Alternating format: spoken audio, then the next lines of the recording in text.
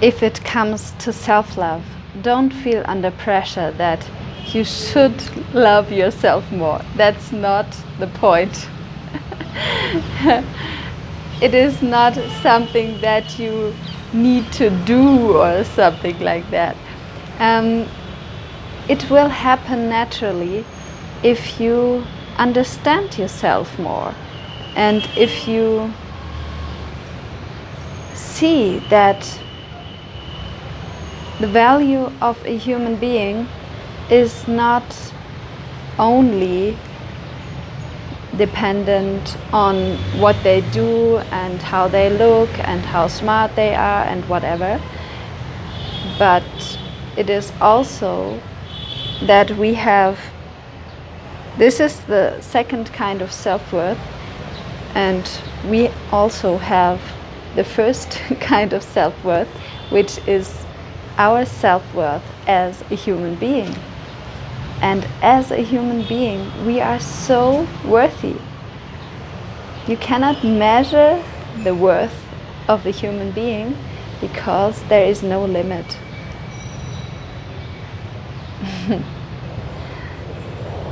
It is simply because we are unique, we are alive, we are wonderful. We have the capacity to feel joy and love. We have the potential to become so wonderful,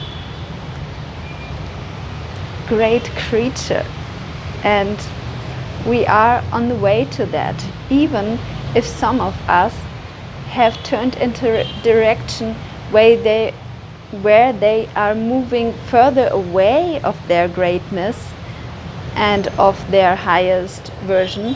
Because if somebody chooses to make a lot of mistakes and turns away from who he truly is from inside, what the inner being of this person is, then at some point it will feel so off for this person that it will become obviously for this person that this is not the way they want to develop further. And it is important that we have the viewpoint over many lifetimes, that we can understand this journey. If we only see and limit a being to one lifetime, then we see not what is really happening, because the soul evolution of a being is like, okay, in one life he or she did choose a path that was not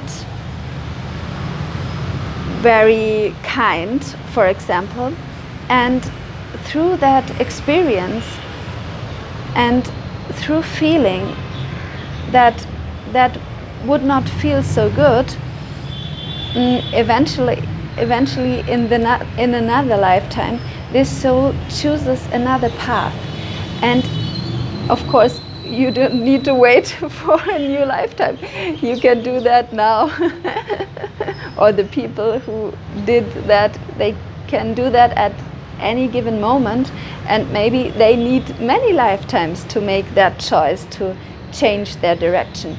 But it is like driving a bicycle, and you are driving on the road, and if you turn too much to the right side and there is a grass and it is bumpy and you are leaving the road, then you feel, okay, something is not that smooth anymore, and you will find your way back. And through choosing what we don't want and choosing what is not who we truly are inside, we make experiences so that we know what we truly are and what we truly want. And it is important that we let people make their experiences without judging them too harshly.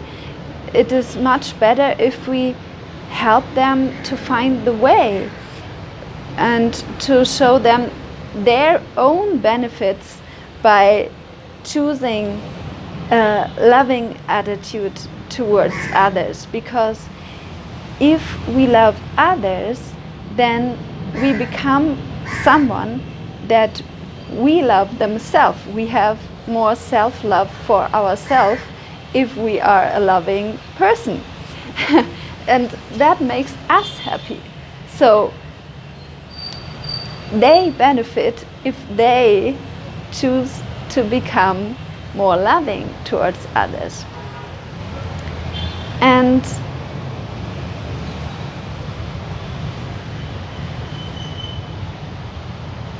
self-love is really the opposite of being egotistical, because it is not what you see from the outside. From the outside, that can look identical. Someone is caring for themselves. But what is happening on the inside? Is this person caring for themselves out of love and out of the feeling, I deserve it, I am good enough, I can do something good for myself? And this is the opposite energy of somebody who acts out of a lack mindset, a feeling of that this person would not be good enough, that this person needs everything for themselves and is not willing to share because this person thinks they don't have enough, they are not good enough, they need more, how can they get more? And I'm not judging that, because I have been in that state as well. I think in this society and how children are raised, it is normal that we all go through a phase of egotism and that we all experience sometimes to be egotistical, and we don't need to be ashamed for that, because other people are showing us that as an example. We have many role models who act like that, and we were lacking so much as children, so much emotional support, so much emotional safety, and it is, I would say, human beings are influenced by whatever it is. I don't want to put a label on it, but I observe that there is something going on, that some forces are working against the well-being of humanity, and that influences many people, and it has influenced also our parents. So they were lacking happiness and love as well, and they could not give us what we needed as children.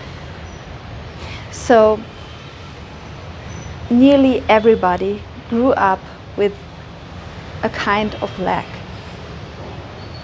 of a lack of inner fulfillment, and a kind of lack of inner connectedness to their inner being, because people were trained out of listening to their inner being. Our inner being is always guiding us through our emotions. It gives us a positive emotion if we think of abundance. If not, I'm not only talking about financial abundance, abundance in every area of our life. If we have a loving and free and abundant mindset, then we are in alignment with the perspective of our inner being, and we are so connected to ourselves that we feel happy. And if we don't have that viewpoint in some moments, we don't feel that happy, because we are lacking the connection to our inner being.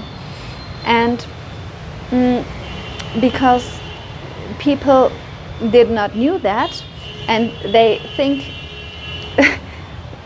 funny enough, completely as if it were exactly the other way. They think if they have a negative feeling, it means they are truly lacking something, and in reality it means they need to shift their perspective, that they are not lacking something in reality, because so many good things are prepared for them, and so many opportunities are there, and they are always good enough, even if they are on their path to discovering who they truly are and who they want to choose to be.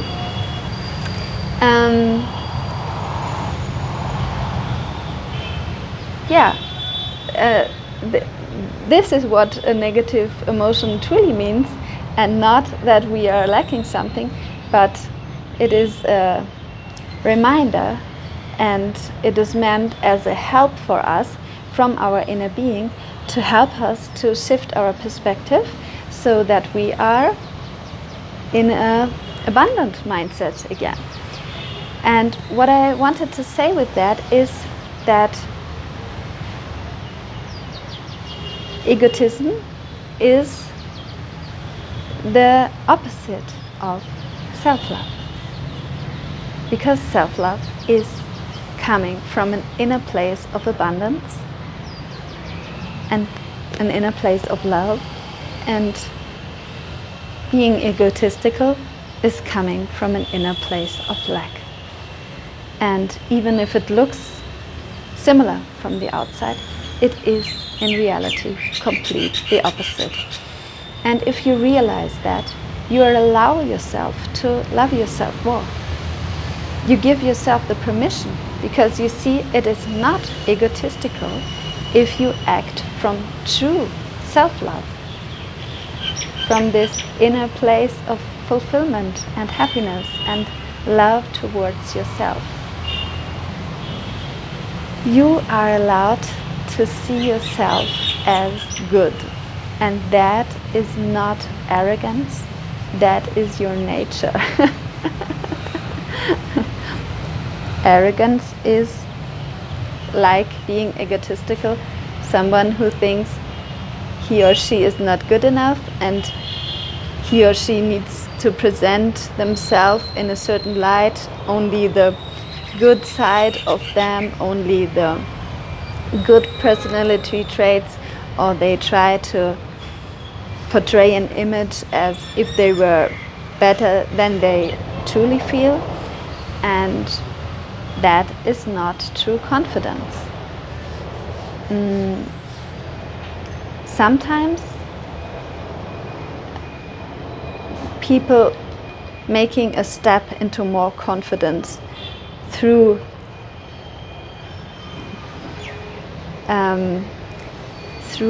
going through a phase of becoming a little bit more arrogant, like in the way like fake it until you make it, and it helps them to get more real confidence. So we also don't need to judge that, because I think we have all experienced that. We have all felt better than another person, and if we see the truth that we as human beings are infinitely worthy, and we don't need to prove anything to anybody, and this kind of self-worth does not go away, even if we are not